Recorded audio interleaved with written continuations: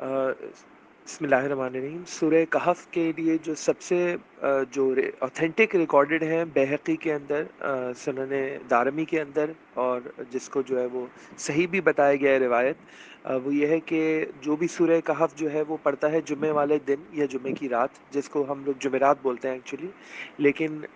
جو بھی پڑھے گا اس کے لیے ایک نور جو ہے وہ اللہ سبحانہ و تعالیٰ پیدا فرما دیتے ہیں، جو اس جمعے سے اگلے جمعے تک اس کو گائیڈ کرتا ہے۔ اور وہ جو نور ہے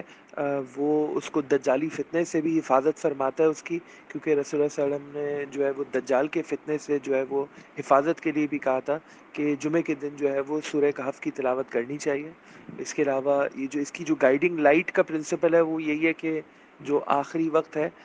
جو فتنہ دجالیت ہے اس کے اندر، کیونکہ صحیح اور غلط میں تمیز کم سے کم ہوتی جائے گی، تو اس لیے جو سورہ کہف کو سمجھ کے پڑھے گا تو اس کی جو روایات ہیں، اس کے اندر جو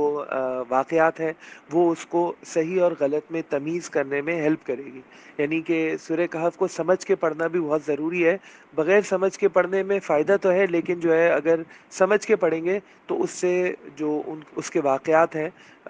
وہ جو دو باغوں کا واقعہ ہے، جو ذوالقرنین کا واقعہ ہے، جو حضرت موسیٰ علیہ السلام کا واقعہ ہے خضر کے ساتھ، اور اس کے علاوہ جو واقعات ہیں اس کے اندر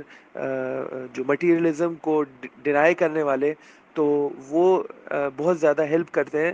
جب انسان دیکھتا ہے کہ فائدے کی جگہ نقصان ہو رہا ہے، اور وہ لوگ جو کہ نقصان والے کام کر رہے ہیں اور انہیں بہت فائدہ ہو رہا ہے، تو ایسے میں ڈھارس بندھانے کے لیے گائیڈنگ لائٹ بن جاتی ہے سورہ کہف۔ تو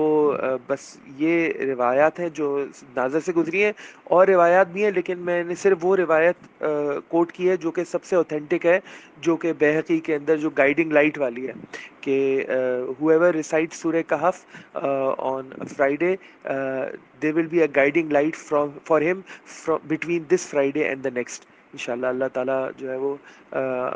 مجھے بھی سورہ کہف ہر جمعے کو پڑھنے کی توفیق عطا فرمائے۔ جزاکم اللہ خیر۔